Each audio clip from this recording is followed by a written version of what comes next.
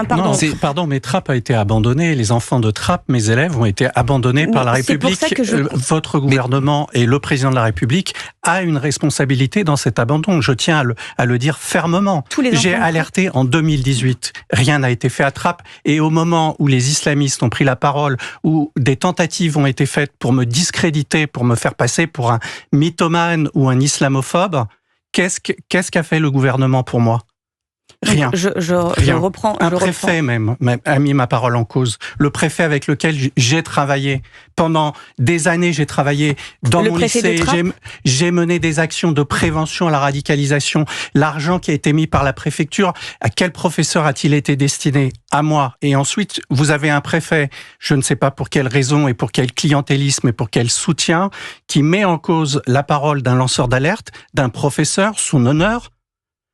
Où était le gouvernement à ce moment-là ? Qu'avez-vous fait pour me défendre ? C'est important ce que vous dites. Vous dites que le préfet de Trappes vous a mis en cause et vous a... Oui, il y a un article dans Le Monde, vous pouvez le trouver. J'aurais pu le poursuivre en justice, madame. Je ne l'ai pas fait parce que j'avais déjà trop d'ennemis derrière moi. Bon, c'est important ce que vous dites et je vais regarder le sujet. Effectivement, je pense que le ministre de l'Intérieur, sûrement... Vous avez sûrement répondu ou pas, mais on va regarder, bien sûr. Vous n'êtes pas responsable de tout, loin de là, je vous assure. Mais ce que je veux vous dire, c'est que il y a des milliers de profs qui sont comme Didier Lemaire. Moi, ça fait 25 ans que j'entends des profs dire ça dans des dîners, et que rien n'est fait. Rien n'est fait. Que la République, elle recule, que les politiques reculent, que le président recule, que le Premier ministre recule. Eh ben non, la République continuera à avancer. Et je vous dis, mais en fait, tout ça, ce sont des mots. Parce que Monsieur Le Maire, il vous dit, on m'a laissé tomber. Ce que je vous dis, déjà, la première des choses, et c'est une vraie proposition, Pascal Praud, une vraie proposition. Je vous le dis franchement, vous avez l'air combatif, vous avez l'air d'en vouloir et vous aimez profondément notre pays et vous avez effectivement la capacité de le dire. Nous avons un entrisme dans notre pays, il faut le combattre. Je vous le dis, moi je ne me suis pas engagée en 89, j'étais à peine née. Je me suis pas engagée il y a 20 ans, je me suis engagée récemment. Donc c'est possible, on peut le faire.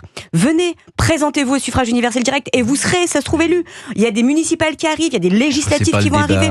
C'est pas le débat. Si, mais non, parce qu'il faut qu'on puisse continuer à agir là où on peut le faire et là où on doit le faire, c'est au sein des parlements, aussi bien au Parlement français qu'au Parlement européen. Et donc, plutôt que de rester là à commenter et à faire du débat tendu, ça ne fait rien avancer. Non, mais répondez à Monsieur Le Maire. Mais moi, je vous réponds de façon. Il faut répondre à l'ensemble des professeurs. C'est à lui qu'il faut répondre. Et vous avez raison, il faut répondre à l'ensemble des professeurs. Répondez à lui. Mais c'est ce que je vous ai dit tout à l'heure. Mais vous refusez d'entendre parce que vous me dites, je ne veux pas débattre avec vous, je vais vous laisser parler toute seule. Monsieur Le Maire vous dit où était le gouvernement en 2018. Voilà. Mais je vous le répète, on a avancé sur un certain nombre de sujets. Est-ce qu'il faut qu'on continue ? Arrêtez de dire non. Franchement, j'ai l'impression d'être avec mon enfant de 8 ans qui lui dit mange les céréales, non. Enfin, c'est pas à la hauteur du débat. C'est pas à la hauteur du débat. C'est pas désagréable d'être comparé à un enfant de 8 ans. Surtout qu'il est très sympa. Voilà, c'est une certaine fraîcheur, un enfant de 8 ans.